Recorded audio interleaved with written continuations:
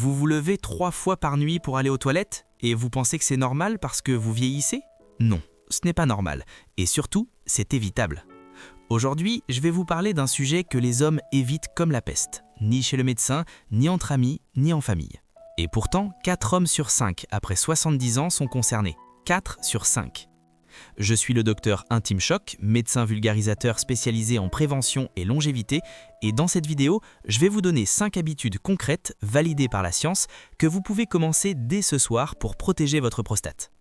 L'une d'elles va vous surprendre, vraiment, restez jusqu'au bout. Parlons d'abord de ce qu'est vraiment la prostate, parce que beaucoup d'hommes n'en ont qu'une vague idée. C'est une petite glande, à peine la taille d'une noix, située juste sous la vessie. Elle entoure l'urètre, le canal par lequel vous urinez. Son rôle principal, produire une partie du liquide séminal. Jusque-là, pas de problème. Mais voilà ce que personne ne vous dit clairement. Après 50 ans, la prostate se met à grossir. Pas forcément de façon dangereuse au départ, mais ce grossissement, même bénin, peut littéralement gâcher votre quotidien. Ça s'appelle l'hyperplasie bénigne de la prostate. Et les chiffres sont sans appel. Plus de 50% des hommes entre 50 et 60 ans ont déjà des symptômes. Après 70 ans, on dépasse les 80%. Les conséquences concrètes? Jet urinaire faible, sensation que la vessie ne se vide jamais complètement, difficulté à démarrer aux toilettes et ces fameux réveils nocturnes, 2, 3, parfois 4 fois par nuit. Résultat, un sommeil en miettes, une fatigue chronique, une qualité de vie qui s'effondre doucement. Et le pire, la majorité des hommes pensent que c'est inévitable, que ça fait partie du vieillissement, qu'il faut faire avec. C'est faux, complètement faux. La science est claire, il existe des habitudes simples, naturelles et gratuites pour prévenir tout ça. C'est exactement ce qu'on va voir maintenant.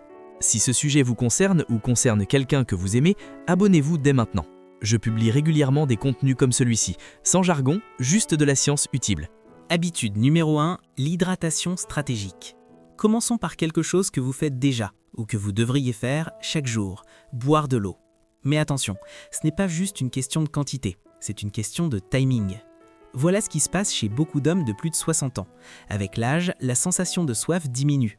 On passe des heures sans boire, et quand on pense à s'hydrater, c'est souvent le soir, devant la télé. Résultat, une urine concentrée, acide, chargée de toxines.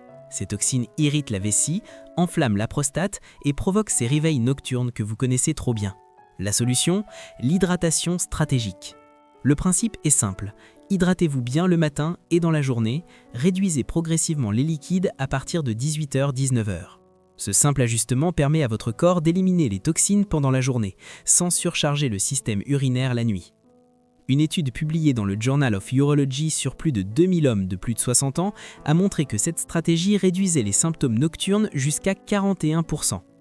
41% pour un verre d'eau bu au bon moment. Ça ne coûte rien, ça se met en place en une journée et les effets se ressentent rapidement. Si vous trouvez cette info utile, cliquez sur j'aime maintenant, ça m'aide vraiment à partager ces contenus plus largement. Habitude numéro 2, la marche après les repas. Celle-là, elle est simple, trop simple au point que la plupart des hommes la sous-estiment complètement. Marchez 15 minutes après le déjeuner et le dîner, c'est tout. Pas de salle de sport, pas d'équipement, même pas besoin de sortir, le couloir de votre appartement suffit. Pourquoi ça marche? Quand vous marchez après avoir mangé, vous activez la circulation sanguine dans toute la région pelvienne. Plus de sang, plus d'oxygène, plus de nutriments arrivent directement à la prostate. Ça réduit l'inflammation locale, améliore l'oxygénation cellulaire et aide la glande à fonctionner normalement. Deuxième bénéfice, ça stabilise la glycémie. Ce n'est pas anodin.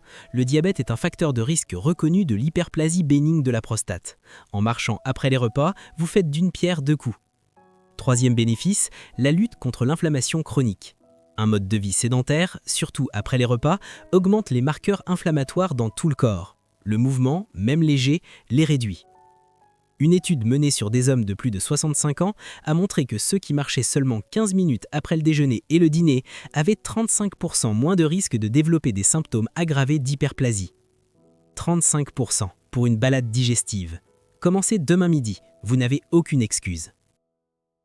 Habitude numéro 3, l'activité sexuelle régulière, celle qui va faire tiquer.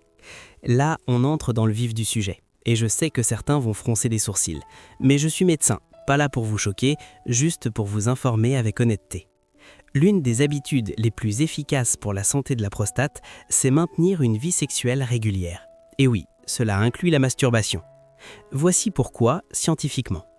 L'éjaculation régulière permet un nettoyage naturel de la prostate, elle aide à expulser les sécrétions accumulées, les cellules mortes, les toxines, qui, avec le temps, peuvent irriter ou enflammer la glande. Ce n'est pas une théorie. Une étude de la Harvard School of Public Health, suivant plus de 10 000 hommes sur 2 décennies, a montré que les hommes qui éjaculaient au moins 21 fois par mois avaient 33% moins de risque de développer un cancer de la prostate. 33%. C'est un chiffre qui mérite qu'on en parle.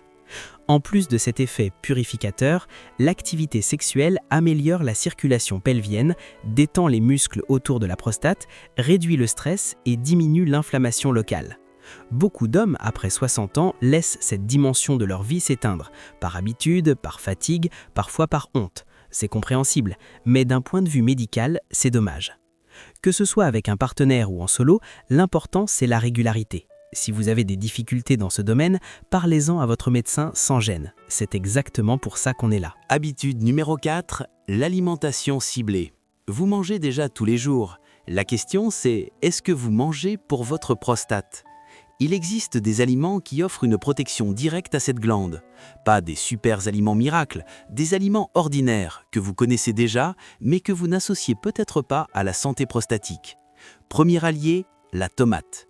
Elle contient du lycopène, un antioxydant puissant aux propriétés anti-inflammatoires qui agit directement sur le tissu prostatique.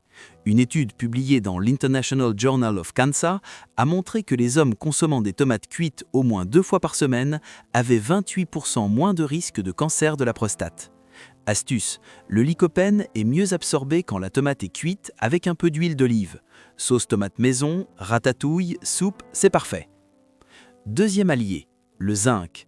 Présent dans les graines de courge, les noix et les fruits de mer. Le zinc aide à équilibrer les hormones et maintient l'intégrité structurelle de la prostate. Troisième allié, les crucifères. Brocoli, chou-fleur, chou de Bruxelles. Ces légumes contiennent des composés appelés sulforaphanes, qui activent les mécanismes naturels de détoxification dans les cellules de la prostate. En pratique, visez des assiettes colorées, riches en végétaux, avec des tomates cuites régulièrement, des légumes verts à feuilles et une bonne source de protéines maigres. C'est de la médecine préventive déguisée en déjeuner. Dites-moi en commentaire lequel de ces aliments est déjà dans votre cuisine. Je lis tous les commentaires. Habitude numéro 5, le sommeil profond, la plus sous-estimée. On arrive à la dernière habitude, et c'est peut-être celle qui vous surprendra le plus parce qu'elle n'a l'air de rien. Dormir, vraiment dormir. Pendant le sommeil profond, le corps produit 2 hormones clés, la mélatonine et l'hormone de croissance. Ces 2 hormones ont des effets anti-inflammatoires directs et protègent le tissu prostatique. Quand le sommeil est insuffisant ou fragmenté, ces cycles s'effondrent. Le stress augmente, la testostérone libre diminue et l'inflammation générale du corps s'emballe. Une étude publiée dans Cancer Epidemiology, Biomarkers and Prevention, suivant plus de 2400 hommes sur près de 10 ans, a découvert que ceux souffrant de troubles du sommeil avaient 2 fois plus de risques de développer des formes agressives de cancer de la prostate. 2 fois plus, juste à cause du sommeil. L'explication est simple. Sans sommeil réparateur, le corps ne peut pas réparer ses tissus correctement.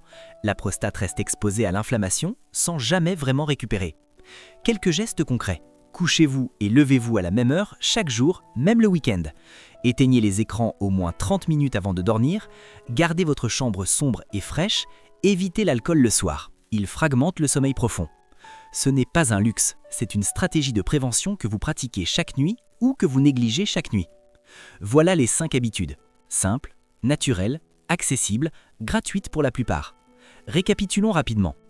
L'hydratation stratégique, boire tôt dans la journée, réduire le soir, la marche après les repas, 15 minutes c'est tout, l'activité sexuelle régulière, un nettoyage naturel et validé scientifiquement, l'alimentation ciblée, tomates, zinc, crucifères, le sommeil profond, la base de tout équilibre hormonal. Ces habitudes ne remplacent pas un suivi médical. Si vous avez déjà des symptômes, réveil nocturne fréquent, jet faible, sensation de vessie incomplète, consultez un urologue. Ne restez pas dans le déni. Votre prostate mérite autant d'attention que le reste de votre corps. Ce que je retiens après des années de pratique médicale, c'est ceci. Les hommes qui vieillissent le mieux ne sont pas ceux qui ont la meilleure génétique. Ce sont ceux qui prennent soin d'eux avec des gestes simples mais réguliers. Ceux qui osent parler de leurs problèmes, ceux qui agissent avant que ça devienne grave. Alors ma question pour vous aujourd'hui, laquelle de ces 5 habitudes allez-vous commencer dès ce soir? Dites-le en commentaire, je lis tout, je réponds à un maximum.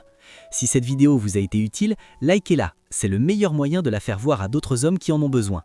Abonnez-vous et activez la cloche, dans la prochaine vidéo, je réponds aux questions que les hommes n'osent jamais poser à leur médecin. Ça va être direct, ça va être utile. Partagez cette vidéo à votre père, votre ami, votre frère. La santé de la prostate, c'est un sujet qu'on doit aborder plus ouvertement. Plus on en parle, moins il y a de souffrances inutiles. Prenez soin de vous, prenez soin de votre prostate. À très bientôt, Docteur Intime Choc.